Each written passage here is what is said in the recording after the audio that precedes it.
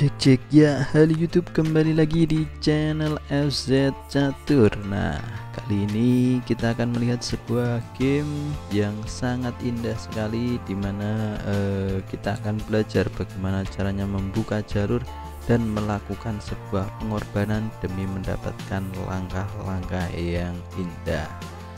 Oke, langsung saja kawan, kita mulai coba simak partainya. Well done by White, pouncing on that free Nah, piece. kebetulan ini partai diawali dengan langkah D4. Opening with the queen's pawn controls the center yang kita and usually ketahui leads ya, to a more bahwa positional konsep D4 development of the merupakan pieces. sebuah permainan yang sangat mengunggulkan sebuah posisi dan pertahanan yang sangat indah, kawan.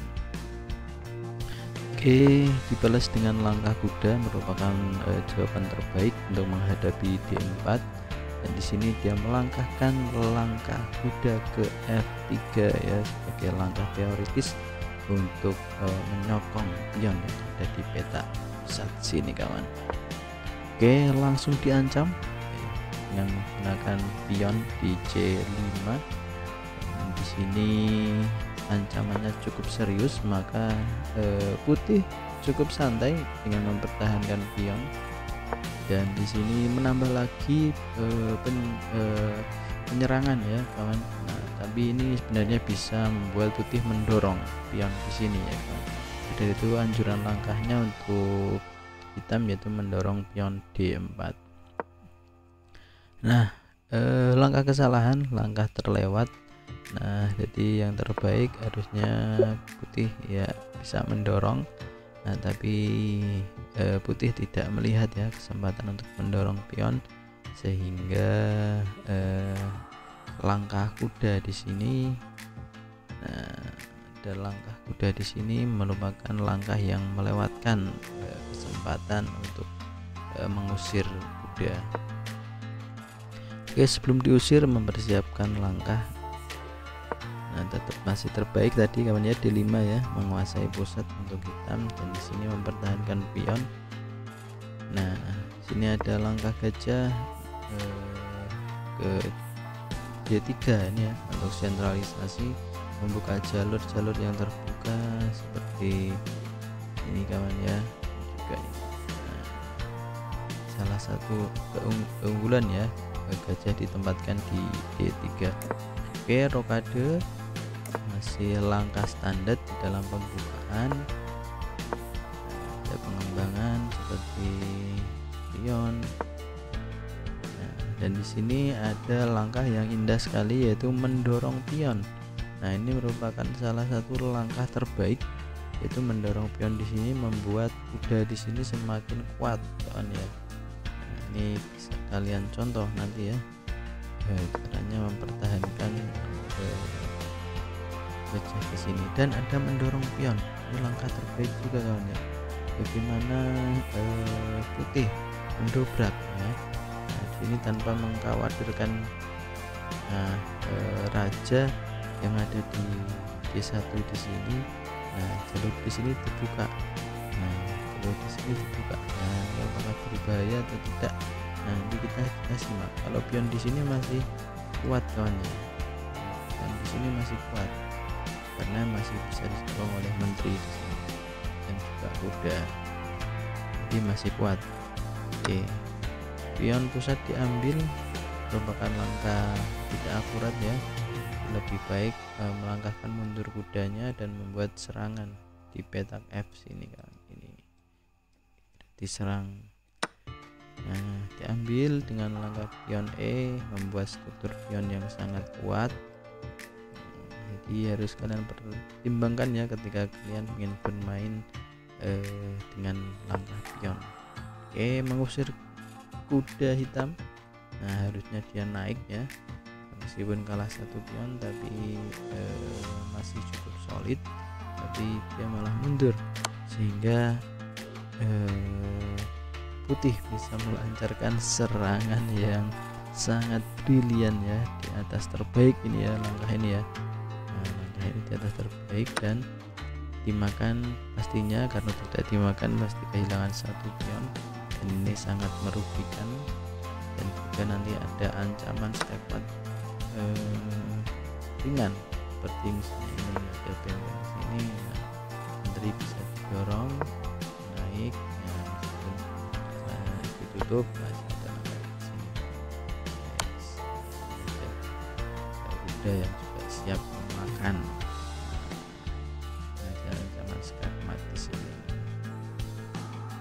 Itu kawan yang bisa kita simak apabila gajah ini dimakan. Oke, kembali ke partainya, gajah ini dimakan dan menteri bisa naik. Nah, otomatis menteri hanya punya satu petak untuk mundur, dan di sini benteng bagus ya untuk rencananya seperti ini mengancam 8 kawan ya. Tapi ini merupakan langkah kesalahan, melewatkan taktik kawan ya. Harusnya lebih tahu ya, ini ada kesalahan dari benteng karena melewatkan untuk checkmate. Nah, checkmate-nya yaitu dengan cara menangkap kuda lebih dahulu ya di sini. Ya, tidak merepotkan. Maka dari itu, nah di sini langkah yang bagus yaitu memukul kuda ya, kemudian ada. Nah, ini adalah kesalahan, harusnya dia juga mengorbankan di sini ya, mengorbankan kudanya supaya menteri bisa masuk dan ikut menjaga pertahanan. Namun di sini melewatkan ya langkah tersebut, mengorbankan gajahnya dan mengajak pertukaran pun, dan ini mesti tolak kawan ya. Dan ini juga bukan langkah akurat ya, lebih baik menjalankan menteri ke sini dan jangan sampai kita menukar ya, karena posisinya kita sedang menyerang. Oke, langkah yang kurang bagus juga dari putih, menutupnya dengan benteng, tapi ini juga sudah unggul bagi putih. Ini sudah enak di sini. Nah, ini langkah kesalahan juga ketika mendorong pion, karena di sini sudah banyak sekali tekanannya, serangannya sudah sekali. Maka dari itu raja harapannya ingin menumpuk melakukan serangan bersama menteri ke petak skakmat di sini ya. Sangat simpel sekali ya serangan dari putih.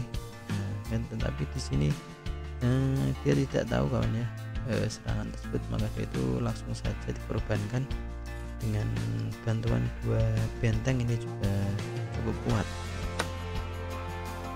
dan pasti harus dimakan karena sudah tidak ada langkah yang terbaik lagi. Di sini menteri tidak bisa menutup karena ada gajah. Kalau menutup pun juga sia-sia, akan dimakan dengan benteng, dan alhasil raja ke H7 dan diselesaikan oleh langkah benteng ke H6. Yang sangat indah sekali dari. Nah, itu kawan, bagaimana caranya kita membuka jalur, bagaimana caranya kita menyusun sebuah strategi serang kawan ya. Menempatkan perwira kita ya di tempat yang posisinya bagus. Ini harus kita pertimbangkan. Menyerang jangan takut ya, kalau posisi kita menyerang perwira kita sudah aktif. Nah, kita jangan takut-takut atau ragu-ragu membuka pion depan raja ya, harus berani, tentunya dengan kalkulasi terlebih dahulu ya, supaya tidak ada blunder.